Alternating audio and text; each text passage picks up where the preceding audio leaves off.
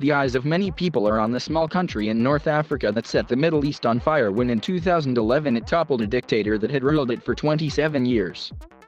Tunisia, the birthplace of the so-called Arab Spring, shook the tectonic plates of power in a vast and strategic region, and no one knows when and how they will settle back, in the same old despotic order or a new one that is yet to be born.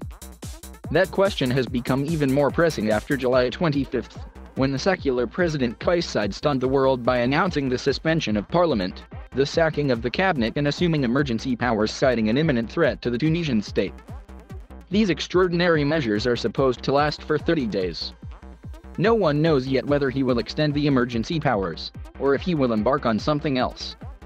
For Tunisia watchers, the development came as no surprise. The poster child of the Arab Spring has long been moving inexorably towards the precipice. A stagnant economy, growing unemployment, and a fractious political class have convinced a growing number of Tunisians that democracy is not delivering for them. Add to that the devastating impact of COVID-19. Tunisia has some of the highest infection rates in Africa. All of this has created among a large number of Tunisians a sense of hopelessness and a loss of faith in parliament and the country's political parties. That explains why Mr. Said's draconian measures were met with jubilation on the streets. His supporters were simply fed up with parliament, and yearned for someone, a strong man perhaps, who could fix the country. But can Mr. Said really fix it? A replacement strongman is not the answer to Tunisia's problems, The Economist publication warned in a recent editorial. Of course, not everyone in Tunisia was happy. Foremost among them was Ennahda, the Islamist party that has the biggest bloc in parliament. It denounced Mr. Said's move as a coup. Other parties as well as independent observers concur. Regionally, the autocrats, from Egypt to the Gulf, were rubbing their hands with glee, and rushed to express support for Mr. Said. The Democrats feared the worst and sounded the alarm. Article 80 of the Constitution, which Mr. Said cited as the basis for his dramatic intervention, does give him the right to take extraordinary measures under exceptional circumstances. But nowhere does it say he has the right to suspend Parliament, revoke parliamentary immunity for all its members and sack the government. That's why many have concluded that Mr. Said had carried out some kind of a coup. The judgment is qualified, because Mr. Said is not a military general, and he was elected in a free and fair poll in 2019. Opinion is divided between those who believe legitimacy comes only from the Constitution, and those who believe the people are the ultimate arbiter.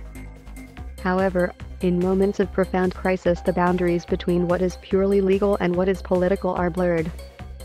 For the moment, Mr. Said appears to have the power of the street, so to speak. But no one is denying that this is a slippery slope that could spell the end for Tunisia's precarious transition to inclusive government.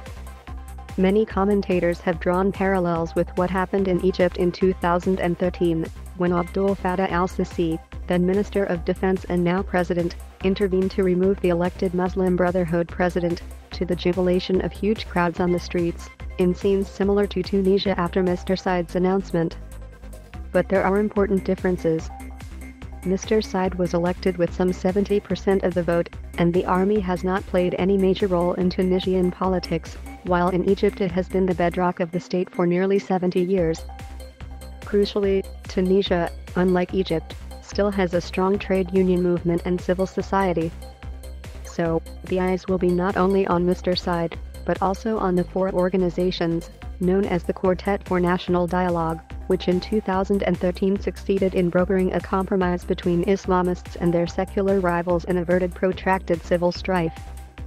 The deal earned them the Nobel Peace Prize in 2015. There are calls for national dialogue. But it is hard to imagine the country going back to what it was without changes to the system that landed Tunisia in this crisis. Some believe the fault lies with the constitution that created multiple centers of power: the president, the prime minister and the parliament. In an ideal world that should create a well-balanced political order, with checks and balances that prevent domination by the president. But in an extremely polarized society it was a recipe for paralysis. Even the electoral law contributed to the chaos, giving parliamentary seats to a plethora of small parties and making the fragmented political scene worse. As a result, Tunisia has had 10 governments in 10 years.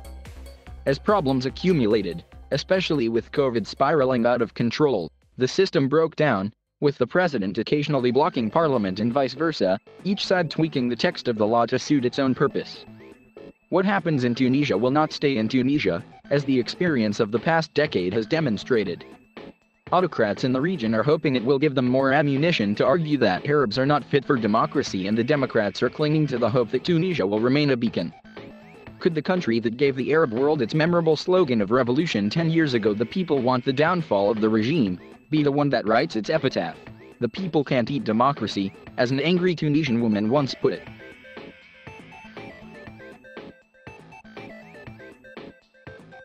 Thank you for watching. Please subscribe